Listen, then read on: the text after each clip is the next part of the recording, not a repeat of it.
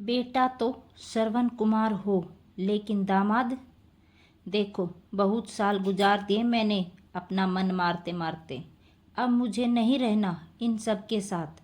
आखिर मेरी भी कोई ज़िंदगी है या नहीं? कब तक तुम्हारे माँ बाप की सेवा करती रहूँगी? आज मनीषा अपने पति योगेश के घर आते ही उस पर बरस पड़ी। क्या बकवास कर रही हो मनीषा? ये फितूर तुम्हारे दिमाग में किसने भर दिया? सोचना भी मत कि मैं अपने परिवार को छोड़ दूंगा। योगेश मनीषा के इस व्यवहार से बहुत हैरान था, लेकिन क्योंकि आज से पहले मनीषा ने कभी ऐसी बातें नहीं कही। क्यों क्यों नहीं छोड़ सकते इन लोगों को? मैं तुम्हारी पत्नी हूँ और पति पत्नी का रिश्ता सब रिश्तों से ऊपर होता है। तुम्हें नहीं पता तो जाकर अपनी माँ से पूछ लो। मनीषा तेज आवाज़ में बोली। बहू बेटे के झगड़े की तेज आवाज़ सुनकर बिमला जी भी उनके कमरे तक आ गई। क्या बवाल मचा रखा है आज घर में? आखिर बात क्या है जो तुम दोनों इस तरह लड़ रहे हो? बिमला जी आंखें तरेरते हुए बोली। बिमला जी को देखकर मनीषा उनकी ओर आई और बोली, माँ जी, अच्छा हुआ आप आ गई। आप ही समझाओ अपने बेटे को। मेरी बात तो ये समझते ही नहीं। मैं इनकी पत्नी हूँ तो मेरी खुशी का ख्याल रखना इनका फ़र्ज है कि नहीं? कह दो इनसे कि चुपचाप मेरी बात मान ले और अलग घर ले ले।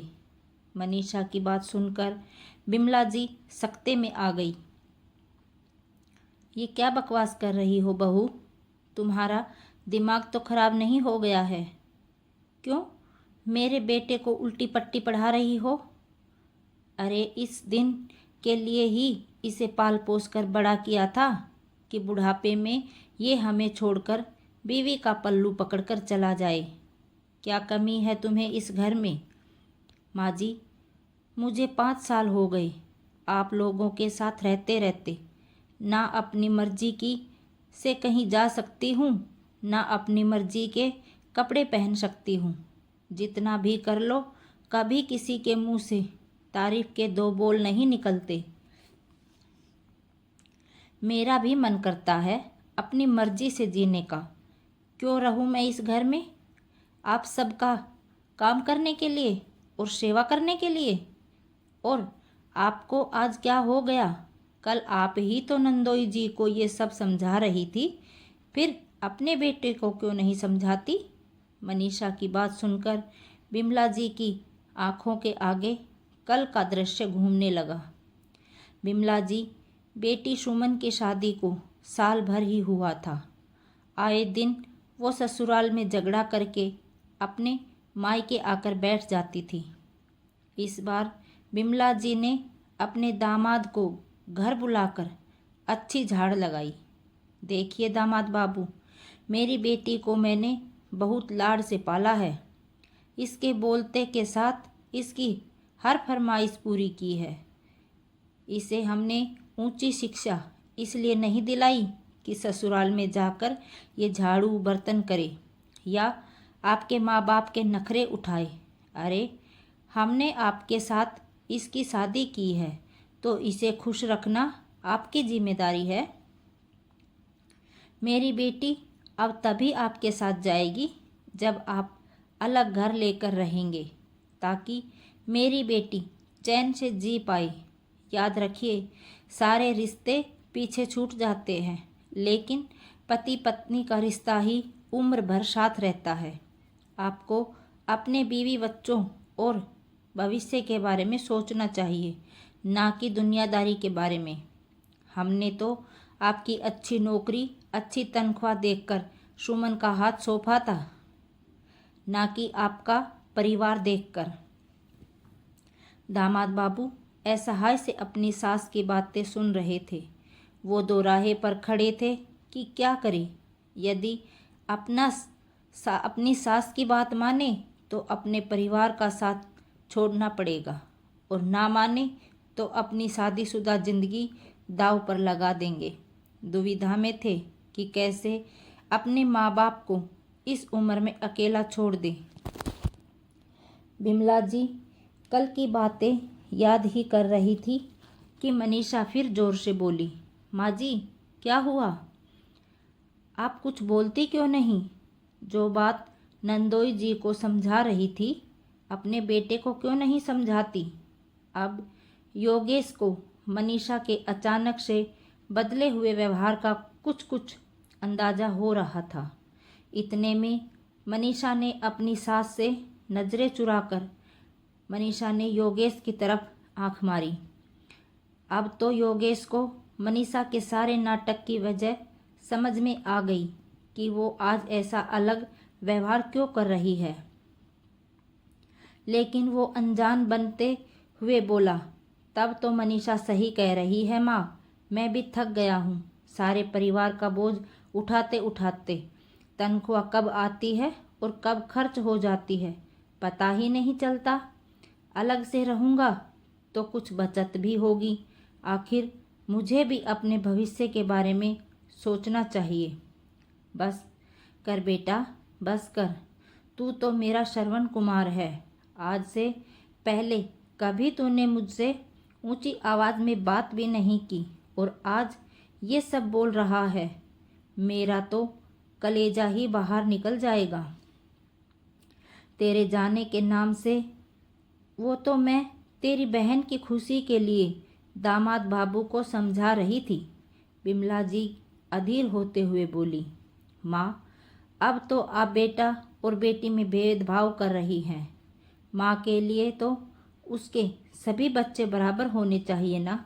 आपको बेटी का सुख दिखता है तो मेरा सुख क्यों नहीं दिखाई देता? जब जिया जी ने माँ बाप अकेले रह सकते हैं तो आप लोग क्यों नहीं रह सकते?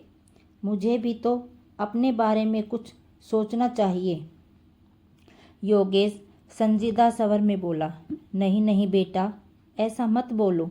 इस उम्र में तू अपनी माँ को छोड़कर कैसे जा सकता है? तेरे बिना मैं किसके सहारे जीऊँगी?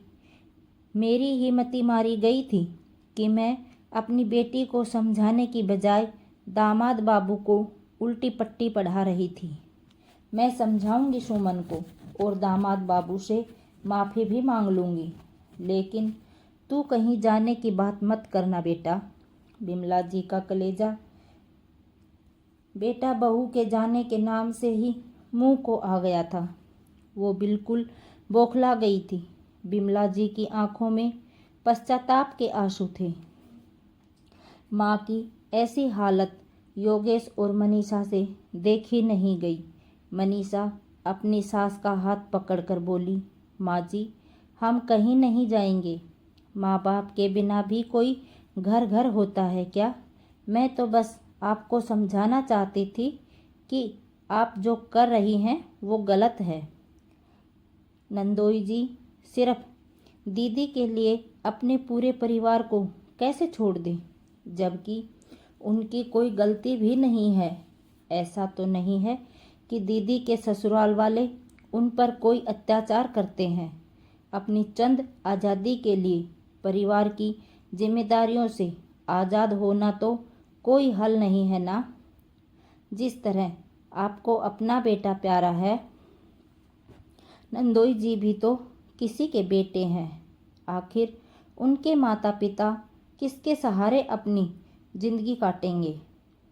परिवार से ही तो घर बनता है न माँ। तू ठीक बोल रही है बहू। एक बार एक माँ होकर भी दूसरी माँ का दुख न समझ पा रही थी। अलग घर परिवार में थोड़ा सामंजस्य तो सब लड़कियों को बैठाना पड़ता है। मैं सुमन को समझाऊंगी। बस तुम लोग आज के बाद कहीं जाने की बात मत करना। दरवाजे पर खड़ी सुमन भी उनकी बातें सुनकर मन ही मन सोच रही थी कि गलती उसकी ही है। यदि आज उसकी भाभी भी उसकी तरह सिर्फ अपना स्वार्थ और सुख देखती तो उसके मायके की हालत क्या होती? मन ही मन वो निर्णय कर रही थी कि वो भी एक अच्छी बहू और अच्छी पत्नी बनकर दिखाएगी। परिवार के प्रति अपना फर्ज निभाने में अपने पति का साथ देगी, ना कि उसकी राह का रोड़ा बनेगी। दोस्तों, आपको हमारी ये कहानी कैसी लगी प्लीज़ कमेंट करके ज़रूर बताएं और चैनल को लाइक शेयर सब्सक्राइब ज़रूर करें। धन्यवाद।